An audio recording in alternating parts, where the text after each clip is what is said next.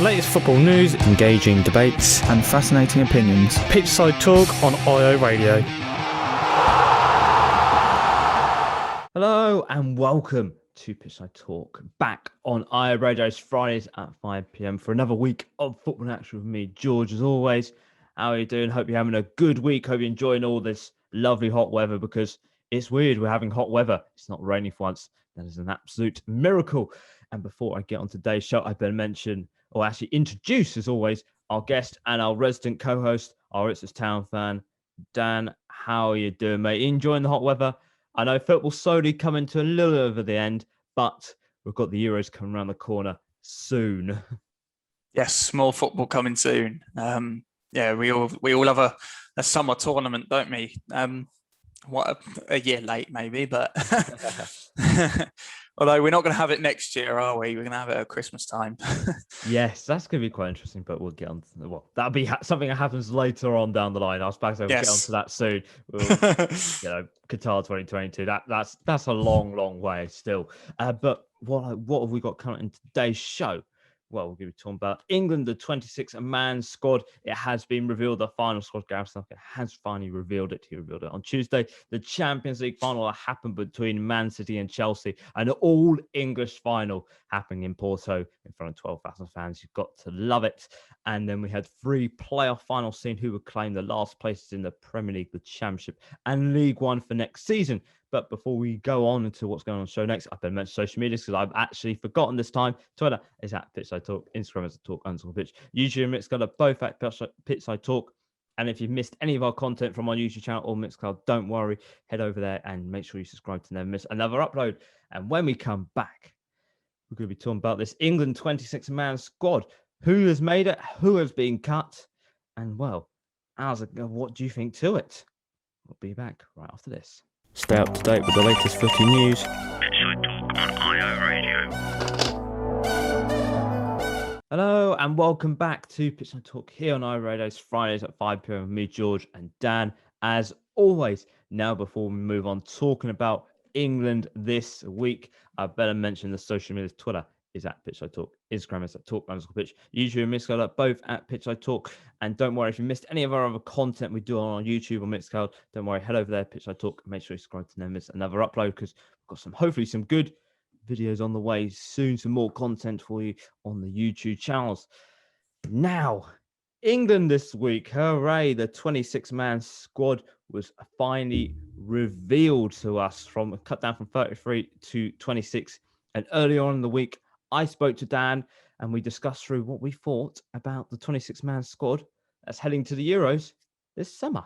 So this is the squad heading to the European Championships this summer. It is Dean Henderson, Sam Johnson and Jordan Pickford in goal. Trent Alexander-Arnold, Ben Chilwell, Connor Cody, Reece James, Harry Maguire, Tyrone Mings, Luke Shaw, John Stones, Kieran Trippier and Carl Walker are all in the squad for the defence. For midfield, it is Jude Bellingham, Jordan Henderson, Mason Mount, Calvin Phillips and Declan Rice. And then for attack, it is Dominic Calvin-Lewin, Phil Foden, Jack Grealish, Harry Kane, Marcus Rashford, Bukayo Saka, Jadon Sancho, and Raheem Sterling that have all made the squad. Dan, a very interesting squad there. Trent has made it. That's the main thing here. Harry Maguire's made it as well, despite not playing any minutes at all in the Europa League final. Jordan Henderson, he's made it as well. Some very big drops there. I think we can see Ollie Watkins. He has been dropped from the squad. Ben White, Ben Godfrey, Aaron Ramsdale and James Ward-Prowse are the notable ones that have been dropped. And Jesse Lingard, which was rumoured earlier on in the day. No Mason Greenwood. But firstly, what are your thoughts on that squad? I'm happy with it overall, I think. I think, the players that I expected to be dropped have been dropped. I think the one surprise is probably Jesse Lingard, which I think is unfair on him, actually. I think he's had a fantastic second half of the season. So I think that's the one surprise, I'd say, and quite disappointing. But I think overall, looking at the squad, I'm quite happy. I'm pleased to see that Alexander-Arnold's still in there. He's been the talk today, hasn't he? So I'm pleased that he's there.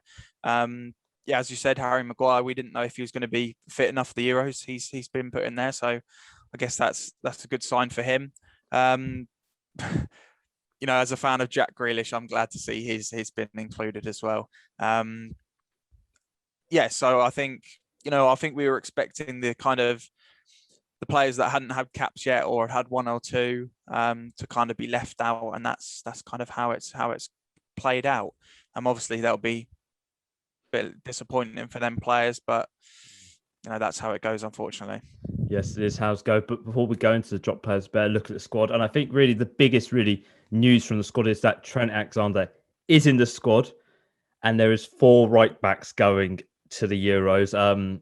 Well, it's 4 right backs, but we reckon it's going to be possibly 3. Maybe Kyle Walker is going to be that centre back. We know he can play in that back 3. We saw it in the World Cup 3 years ago. Sorry, 3 years ago. But Trent is in.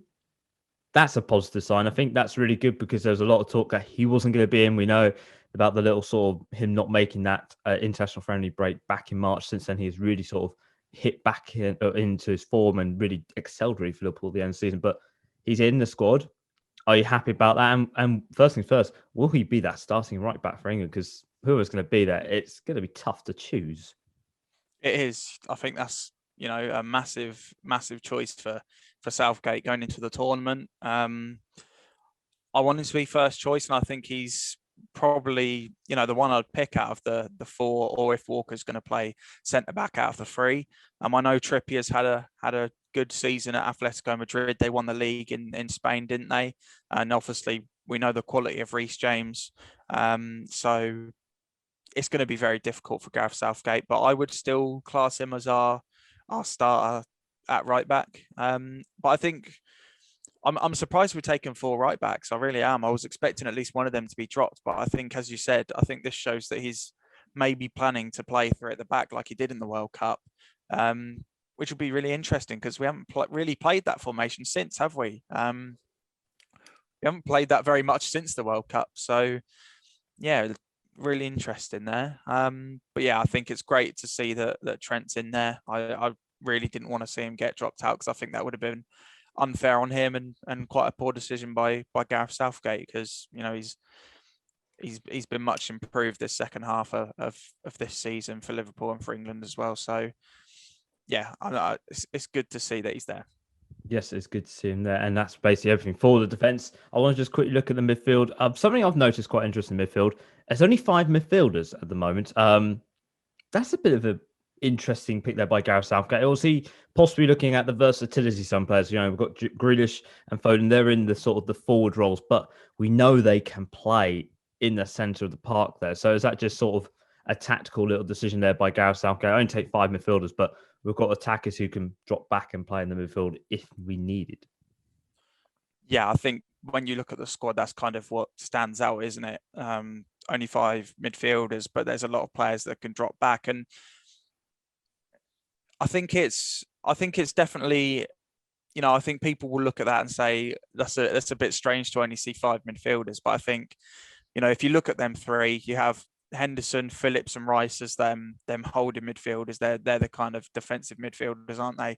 Bellingham, Mount, Foden, and Grealish, you'd say, are probably include Saka in there as well, are kind of the attacking midfielders in that group. So it's kind of the way they've kind of put it, isn't it? Because you don't really know where players like Foden or Grealish, if they are going to play in attacking roles, or whether they're going to drop back into midfield. So yes, it's interesting, but I don't think that's something to worry about too much. I think, it looks like he's got a formation that he wants to play, and I think he'll use them players, where he can and where he thinks is their position. So it is a little bit interesting though, isn't it? It is a little bit interesting. Well, we better look at the 7 players who have been dropped from the 33-man squad, the provisional squad, who have been dropped for the final squad. And that is Aaron Ramsdale, Ben Godfrey, Ben White, James Ward-Prowse, Mason Greenwood, Jesse Lingard, and Ollie Watkins. They have all been dropped from the squad. I think a few we expected here. I think Ramsdale, Godfrey, and White, they were expected. I think we knew when they were named in the squad that they would unfortunately be dropping out of the squad. But something like James Ward-Prowse, he's played every minute of this season in the Premier League. We know how good he is at a dead ball specialist, and he's captain material for Southampton. Why am I saying West Ham? Sorry, Southampton. This is not a good start already. But But yeah, we know how good of a player is. Has he lost out because of someone like Henderson? He might be only 75% fit, but Gareth's going to probably choose that over James Ward-Prowse, and Henderson has been to more tournaments than James Ward-Prowse. Has he lost out, unfortunately, because of Henderson being fit here and him not being there? That's going to be a big loss for England, especially with that dead ball specialist, because we know. Yeah, we know how dangerous that can be. I think it is really interesting because we've got such a young squad. I think he just wanted a little bit of experience in there, and I think as I said, there's three kind of holding midfielders. I think Ward-Prowse kind of he's more attacking, I'd say, but he's kind of in that same position. So I think he didn't want to take all four of them midfielders. So I think he was always going to pick Henderson, wasn't he? I think that was always going to happen. I'm not saying that's a bad thing, but it was always going to happen. And I think taking the other two as well was kind of inevitable. So I think it is disappointing to see that he's not there because he's had a really good season. We know how effective he can be, but I don't think he made the decision lightly. I think it was a tough decision for him, and it's just unfortunate that he misses out this time. Yes, it is unfortunately missed out. And then also another big name who has missed out is Jesse Lingard. This second half of the season, he has absolutely excelled at West Ham. We know how good he has been at West Ham in the second half, but unfortunately that hasn't been enough for him. Are you a little bit disappointed to not see him in the England squad?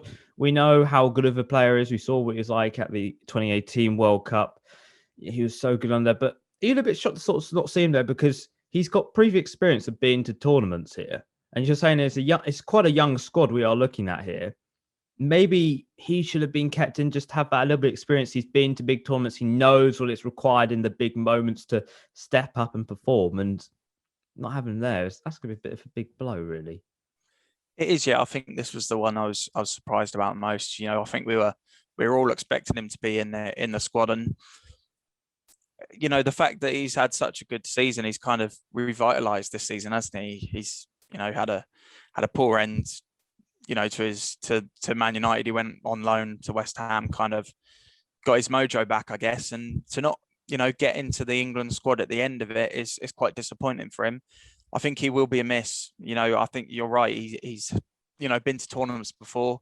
The fact that we've got such a young squad is great in a way, isn't it? But you also need them experienced players who have done it before. We have them players in this squad as well, but it's still a young squad. Yeah, I'm quite disappointed with that. I think to see a player like Saka there, who I'm not saying that's a bad thing either. I just think that he's had a good season as well. But to see Saka go and not Lingard, bit of a strange one. But yes, I would have liked to seen him there. And I think it could maybe he may regret that decision in the Euros, but we'll have to wait and see, won't we? Well, there always is a method behind the madness. We always have to remember. Yes. But one of the withdrawals really from the England squad is Mason Greenwood. That was confirmed this morning due to an underlying injury, which actually kept him out of the under-21 Euros in March. A big shame really not seeing Greenwood here. We were discussing last week how good of a second half of the season he has really had. He's really sort of kicked on, had a very poor first half to start the season, really kicked on second. But we're sort of talking about he's England's wild card here. We've lost our wild card. And looking at it now, I don't really know who would be the wild card to sort of replace Mason Greenwood in that moment. But a big shame not to have him in the squad. It is, yeah. We know that he would have been such a good impact player. He's had such a good second half of the season, as you said. It's just I think he missed out with injury, didn't he? He's had injury problems, so it's massively unfortunate for him. I was quite surprised when I saw it because I didn't realize it was an injury. I was like, oh, that's a bit strange. But yeah, when you look at that, when you look at the attacking options, who's going to be that player to come off the bench if players start getting tired as that impact player? I think Rashford could probably do that because I think you'd expect there to be a front three of Calvert-Lewin, Kane and not Calvert-Lewin, Sterling, Kane and Sancho. Don't listen to me. I don't know what I'm talking about. So yeah, I think that's what you'd think the front three would be. So looking at that, I think Rashford could be that. But I think, to leave out Greenwood out with injury and then leave out Watkins as well, that's a bit interesting. But yeah, so it's disappointing for Greenwood because I think he would have been a great impact player. He's only 19. He's still really young. It's madness. But it's just misses out of injury, which is probably heartbreaking for him, isn't it, as a player to miss out on such a big occasion. Yeah, absolutely heartbreak. But there's still more tournaments around for him in the future, which is good to see. But the biggest really sort of question surrounding this squad is, has the right calls been made? Do you feel that Gareth has made the right calls in the players that are going and who have been dropped? I think looking at the squad, as I said, I think I'm happy with the squad looking at it. But I think overall, most of these players that got dropped, I think we were expecting. So I'd say he's probably made the right calls. The only one I think you could tell that I'm a bit iffy on is Jesse Lingard. I think that could be a mistake. I think Ward-Prowse could be maybe a mistake as well because, as we've talked before, the dead ball specialist. But I think overall, I'm pleased with the players he's picked, and I'm happy that he hasn't dropped some of these players that have made it into the last squad. But then obviously disappointing for some players that have. So I'd say I'm sad. I'd say I'm happy with what he's gone with. Fair enough. And also, final big question here. Last time when we saw the 33-man squad, I asked you how far would England get, and you said semi/final. Are you going to be sticking to that now? You're seeing the final 26. Is it coming home? That's the main question. Is it coming home this time?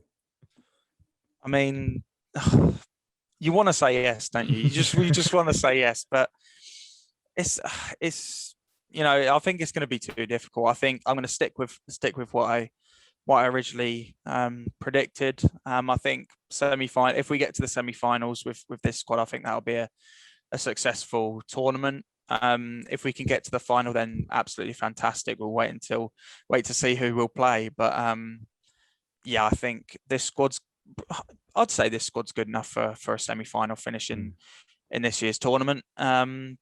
But let's see if we can go all the way. Is it going to come home? I hate to say it, but I don't think it will. I'm not. No, screw it. It's coming home. Hey, I like that. See, you got. See, if I just go, you miss it coming home. Well, before we leave, I better mention the final 26-man squad that has been named for this summer's European Championships. Gareth Southgate has named 3 goalkeepers in Dean Henderson, Sam Johnson and Jordan Pickford. In defence, he has named 10 defenders in Trent Alexander-Arnold, Ben Chilwell, Conor Cody, Reece James, Harry Maguire, Tyrone Mings, Luke Shaw, John Stones, Kieran Trippier and Kyle Walker. In midfield, there is 5 in Jude Bellingham, Jordan Henderson, Mason Mount, Calvin Phillips and Declan Rice. And in attack, we have 8 attackers in Calvin Lewin, Phil Foden, Jack Grealish, Harry Kane, Marcus Rashford, Bukayo Saka, Jadon Sancho and Raheem Sterling. And the 7 players who have been dropped are Aaron Ramsdale, Ben Godfrey, Ben White, James Ward-Prowse, Mason Greenwood, Jesse Lingard and Ollie Watkins. So some interesting decisions there from Gareth Southgate for his final 26-man squad for the Euros this summer. Let us know what you think to Gareth Southgate's sort of decisions that he has made for the Euros this summer. Are you happy with some of the players that have been dropped? Are you happy with some of the players that have been kept? If not, let us know on our Twitter at Pitchside Talk. And well, on Wednesday, England, they played their first warm-up game into the running for the Euros that start next Sunday, and they got off to a winning start, a 1-0 victory over Austria, thanks to Bukayo Saka's first ever England goal. It was semi-bundled in, but it's still a goal. Very good for him. But Gareth Southgate, he's now got a big headache on his hands here with Trent Alexander-Arnold limping off in the 90th minute. It's now playing a waiting game really to see what the seriousness is on his thigh problem. It's going to be assessed hopefully in the next 24 to 48 hours. As we know so far. And Grealish, he was holding an ice pack around his shin, which has kept him out for 3 months for Aston Villa this season. So hopefully, fingers crossed, touch some wood, it would all be fine and those two players would be absolutely fine. But not some good news for Gareth Southgate. And England's next game is on Sunday against Romania, the final warm-up game before they kick off in the Euros next Sunday against Croatia at 2 o'clock. Hopefully, we'll get some revenge for what happened in the World Cup. But when we come back, we'll be talking about the Champions League final that happened on Saturday, an all-English final between Man City and Chelsea happening in Porto. 12,000 fans there. This should be a very cracking match to talk about. Pitchside Talk on IO Radio. Hello and welcome back to Pitchside Talk here on iRadio's Fridays at 5 p.m. with me, George and Dan. As always, now before we move on talking about the Champions League this week, I better mention the social media. Twitter is at Pitchside Talk, Instagram is at Talk_Pitch, YouTube and Mixcloud are both at Pitchside Talk. And don't worry, if you missed anything from today's show, if you missed us talking about England, well, don't worry, I've got you covered. 6 p.m. at Fridays on the YouTube Mixcloud. This show will be up straight for you to listen back anytime that you desire or want to. You listen to it offline, online, or whatever. This will be up for you on YouTube and Mixcloud. Now, finally, the Champions League, the conclusion, the final happened on Saturday between an all-English final, Man City in searching for their first ever Champions League winner medal. They had to stop Chelsea, who are looking to end their drought of 9 years from their last success. And, well, it's an all-English final. We had fans there. Football was back. It was nice to see. And, well, Chelsea, they won at the Champions League for the second time after Kai Havertz's goal was the difference on the night in the all-English final. Dan, Chelsea, they've done it. They hit the promised land. Man City beaten, pipped by the post, really. But it wasn't the greatest final to watch. But the Champions League final happened in front of fans. Football was slowly coming back. And it's really nice to see for once. It is really good to see, isn't it? Fans back at, a game as huge as the Champions League final. You're right, it wasn't the best final to watch, was it? I think Chelsea were happy to let Man City have possession of the ball most of the time, but Man City weren't really, being their ruthless selves, were they? They were kind of, even when they were 1-0 down, they kind of passing it around and not really doing anything with it.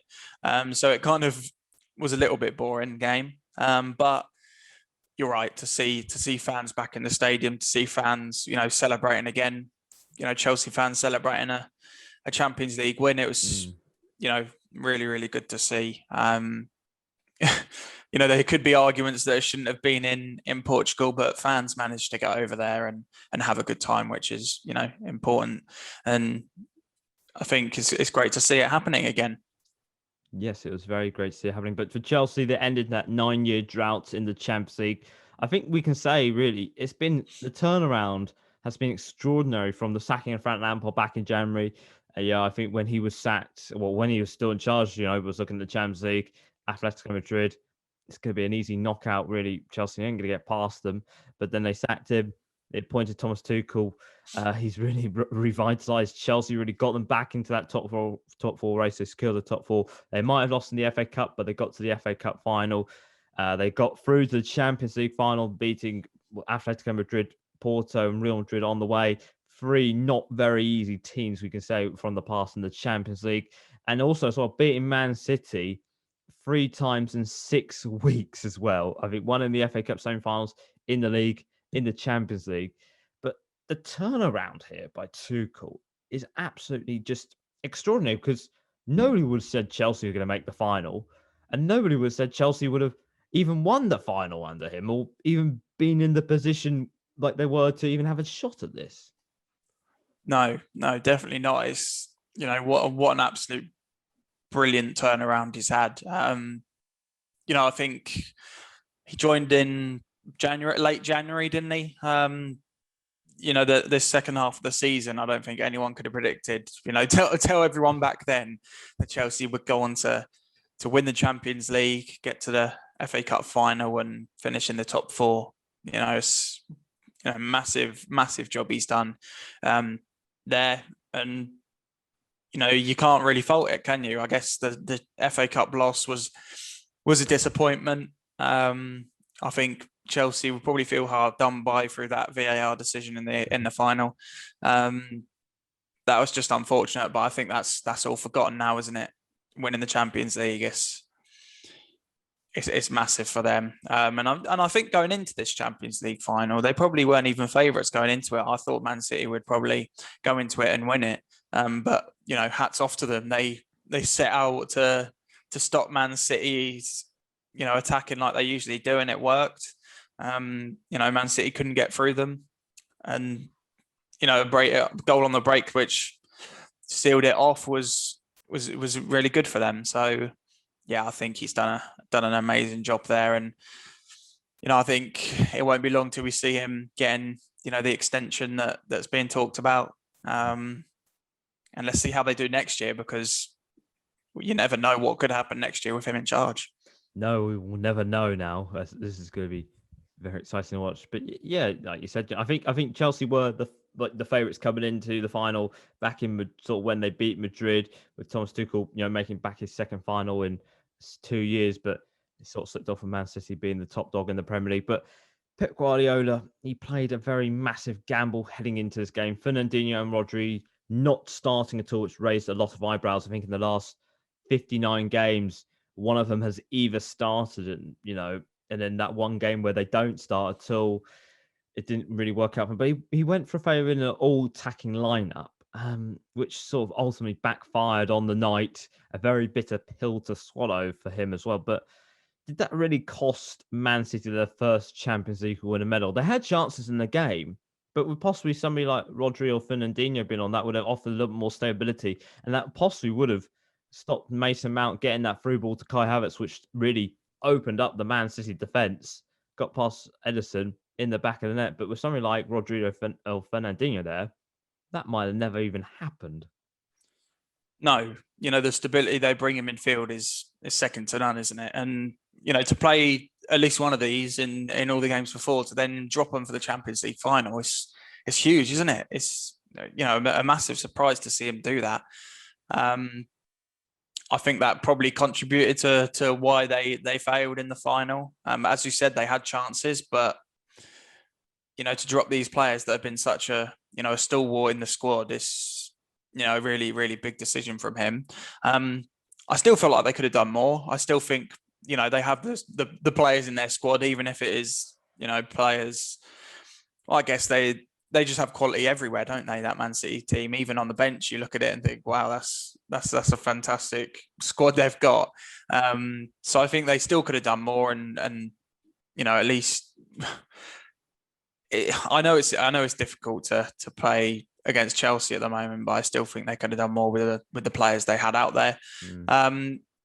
Massively disappointing for them. I think watching it, I just feel like they were too slow. They needed to I don't know. It's just, they just didn't seem like the normal Man City, did they? That we like to watch in the Premier League, which I think is a big disappointment, because this is they haven't won the Champions League before. This was a huge opportunity for them to do that, and they just couldn't get over the final hurdle, which was really disappointing for them, definitely. Will we possibly see some repercussions for next season? Because there is talk now of Man City spending big in the window. I think their chairman has talked about spending big on getting these players to get Man City across that little hurdle they need to win the Champions League. I guess now we are going to see the repercussions really of this Champions League loss, because Pep's going to get another war chest really to try and win the Champions League for Man City. He is, yeah. I think that's probably their main aim now, isn't it? Going into next season is to win the Champions League. They haven't had a good history in the competition, so I think putting money into that squad is probably, I guess, that's the owner's priority at the moment. With players leaving like Aguero, I think that's needed. We all know the player that we think would go there to replace him, and he's not going to be cheap, is he? So I think that is probably needed. I think going into next season I think it's unpredictable going into next season. I really do. Will Liverpool be able to get back their form that they did of 2 seasons ago? What will Chelsea do with Tuchel still in charge? Will Man City be able to do what they did this season? I think it's going to be really unpredictable going into next year. We'll have to wait and see. But I think it's important to spend. I think their squad is good as it is, so I don't think they need to go absolutely mad on players. But getting in a player for money is probably a good idea if they want to go that one step further, I think. But yeah, I think it'll be really interesting to see how they do next year and if they do get to win the Champions League. Yeah, it'd be a fascinating window for Man City because we know that Guerrero's gone to Barcelona free. Eric Garcia as well gone to Barcelona on a free. Funny enough, he's got an £8 million release clause now on his contract. So nobody's going to be able to sign from Barcelona. But for Chelsea, they've now joined this very exclusive club in English football history, becoming the third team to win the Champions League on 2 different occasions. Man United and Liverpool are the only other teams to do that. But for Tuchel, he got really that redemption he wanted after making the final last year. He lost that final. He came out second best, but he has transformed this Chelsea side this season. Is this now the start of something great here? Some great times at Chelsea. Like you said, there's talks now about him signing a new contract. I think a 2 years been put on the table. It looks like he's going to be possibly getting a war chest here and transfer in the transfer budget because there's talks about Haaland or even Lukaku coming back to the squad. Players on the way out to make way for these new players here. But for Chelsea, some very exciting times here. But if they're very serious about winning the league next season, they're going to have to go and spend big on these players that are going to help them because they have struggled a little bit this season in the attacking front with scoring goals. They have, yeah. I think Werner will be quite disappointed with the season he's had, really, because you know how prolific he was for Leipzig, and he hasn't really brought that into the Premier League. And I think Chelsea have had a problem with strikers for quite a while, haven't they? The strikers they sign haven't really, done well. And I think he's still got a future at Chelsea, and I think he's a fantastic player, but he needs to really knuckle down and sort that part of his game out, I think. And he's always offside as well, isn't he? But yeah, I think if he's going to have a lot of money to spend, then he will do it. I think, there's a lot of players out there that are getting linked to Chelsea at the moment, aren't they? I think that's going to happen quite a lot during this summer. Some big players being named will be interesting transfer window for them. But I think if they want to, like Man City, if they want to go that step further in the Premier League this time, for Man City it'll be the Champions League. But if they want to go that one step further, they need to spend some on some, to improve their squad a little bit. Not saying that their squad's a bad squad, because it definitely isn't. But I just think then there needs to be some small improvements to it if they want to go that one step further. But yeah, as Man City will be, it's going to be a very important and interesting transfer window for Chelsea. Yes, some very interesting times up ahead for these two clubs. Chelsea win the Champions League. Now they can try and do that one step further in the Premier League. But for Man City, doing well in the Premier League, but looking to that one step further in the Champions League. And when we come back, we'll be talking about the playoff finals that happened over the bank holiday weekend in the Championship, League One and League Two. Of course, some interesting finals on the way. We'll be right back after this. The best place in Ipswich to hear the latest football debates, Pitchside Talk on IO Radio. Hello and welcome back to Pitchside Talk here on IO Radio. It's Fridays at 5 p.m. with me, George and Dan, as always. Now, before we move on talking about the playoffs that happened over the bank holiday weekend, I better mention the social medias. Twitter is at Pitchside Talk, Instagram is at Talk_Pitch, YouTube is at Pitchside Talk, and Mixcloud as well. And if you've missed anything from today's show, don't worry if you missed us talk about the Champions League final. The England squad that has been revealed for the Euros this summer, don't worry, at 6 p.m. on the YouTube and Mixcloud, it will be released for listen back if you want to listen back to any of it at any time. And now, finally, the playoffs. We have had over this bank holiday weekend, we've had the last place for the Premier League, Championship and League One still up for grabs. So firstly, we might as well just go straight into this, the Championship playoff final, the most anticipated game of the Championship season, really the biggest game of all, the £160 million game. And Brentford headed into the final, looking to make it 10th time lucky and end their 74-year drought away from the top division of English football. But for Swansea, they stood in their way, looking to end their 4-year wait away from the Premier League and get some revenge for last season after Brentford stopped them heading from Wembley last season after they beat them in the semi-finals of the playoffs. But Brentford, they broke their duck. The 74-year wait is now finally over. They're back in the top flight of football after a 2-0 victory over Swansea. Dan, a big day here for Brentford finally has arrived. It took a long time to come, but it's well deserved in the end because this season they have been brilliant. They should have won it last season, but this season they've been absolutely brilliant as always. They have, yeah. It's been a long time coming for them. It's been, they've had so many opportunities, haven't they? And even in the season that they came up, they reached the playoffs in that first season. So they've been one of them teams that have always been in the top of the championship. They might have had a mid-table finish at one point, but they're always a team that you should be afraid of playing against. Such a good football inside. The quality of players they bring through. They're the type of team that will buy someone for not much money at all, and sell them on for a massive profit, and that's how they kind of run, don't they? And I think Ivan Toney's going to be another one of them players, isn't he? So they've got a great system in recruitment. They've got a fantastic side. They've got a really good manager. So finally it's all gone well for them, and they've reached the Premier League, which is fantastic. I think a lot of people have a bit of a soft spot for Brentford. Not sure what that is. I guess it's just because of the rise in the leagues that they've had. Yeah. No one really has that for Bournemouth though, do they? But oh well. But yeah, it's great to see them, get through. And I think it was going to be a tough game against Swansea, but they kind of, they dominated really, especially in the first half, didn't they? Yes, they actually did dominate. I have a soft spot for Brentford. I don't know what it is. Is it because I think it's down to that Hollywood football sort of style they play that has been nicknamed, and I don't know what it is. And also, I think also as well, they have a nice new stadium as well. Yes. Which I think looks really good. And well, we better move on to the League One and playoff final. And Blackpool, they sealed their return back to the Championship after a 6-year wait, beating Lincoln City 2-1 on the day for Blackpool. It's been a very tough time since being relegated from the Championship back in 14/15. The previous ownership, the overshadowing matters on the pitch, 2 back-to-back relegations to League One, the campaign, a no penny more. Blackpool have really come through dark times here. They've now got their day in the sun ahead. Well, day in the sun really for the Tangerines, but finally back in the Championship. But nobody expected this season. Ipswich Town have beaten them twice this season, and Ipswich Town are still in League One here.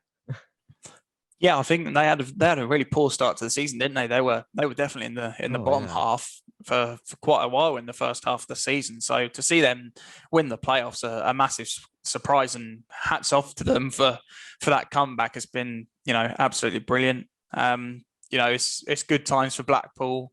Finally, they've had so much problems with their own. The Oystons it's been awful for them, hasn't it? It's been really tough time for their fans. Dropping to League Two. I think they had a couple of seasons in League Two, didn't they? Maybe 3. I can't really remember, but but finally they're back in the Championship, which is really good to see. I think looking at the semi-final they played against Oxford, I think that kind of showed me that they were gonna go through, because they absolutely battered Oxford really in the semi-final. I think maybe if it was Sunderland that got through to the final, it could have been a different story. But although maybe not, Sunderland like to bottle things, don't they? But yeah, I think coming up against Lincoln, who have had a good season themselves, haven't they? Lincoln. I think they were quite a surprise as well. I don't think I would have expected them to be, I think they were top for quite a while as well this season in League One. Yeah. So, a good game in the final, and Blackpool made it through, which is great for them. Yes, very good for them. Nice to see some good times ahead for the Tangerines. And finally, the League Two playoff that happened on Monday saw some history being made. Morecambe will play in the first time in the third tier of English Football League One for the first time ever in their history, thanks to Mendes Gomez's penalty, which sent them through to League One at Newport's expense.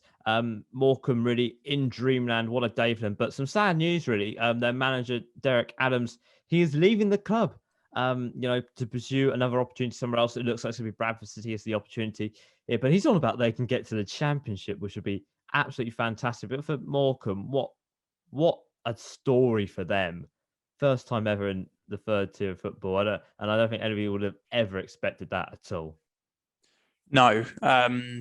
I think they're one of the favourites to get relegated this year at the start of the year in League Two. So to see them, finish fourth in the league and then win the playoffs, it's a massive achievement from them. And I think it's just unfortunate that their manager's now decided that he doesn't want to manage them. I'm not sure why that is really, but yeah, it'll be interesting to see how they do next year. I don't think the gap between League One and Two is that far. So I think they've got a chance of staying up. But I think they're going to be one of the least earners in the league, so it's going to be tough. But really good achievement for them. This is a final I watched, and I can't say the final was a great one. It wasn't the best, and I don't think the penalty that won them promotion was even a penalty. But I'm sure they don't care about that, and they'll be pleased that they're in League One for the first time, and can't wait to see them at Portman Road. Yeah, I don't think they care about that penalty now. No. It went in the back of net. That's what happened. But I think fun fact as well, they've got one of the smallest transfer budgets in the whole of the Football League, and I think one of the smallest sort of incomes ever. So what a day for them. And that is everything for your playoff final action. I don't know when the National League playoff final happens. I think that's soon. I'm not really actually too sure because I know it's not happening at Wembley, isn't it? That's the thing as well. No, it's not. I think it's happening at Bristol City Stadium. I think. Very random. Yeah, I could have picked any other stadium, and they went Bristol City. That's a good one. I know it's a new stadium, but there's better ones out there. Portman Road. But yeah, when we come back, I think we're just going to have a little bit of time here for a football roundup. Pitchside Talk, footy debate from the Premier League Outback. Hello and welcome back to Pitchside Talk here on iRadio. Fridays at 5 p.m. with me, George and Dan, as always. Now, before we move on, doing a very quick football roundup this week. I better mention the social media. Twitter, it's at Pitchside Talk. Instagram, it's at Talk_Pitch. YouTube and Mixcloud are both at Pitchside Talk. And if you missed anything from today's show, do not worry. In a few minutes' time, 6 p.m, the show will be live on YouTube and Mixcloud to listen back, just in case you've missed anything from today's show.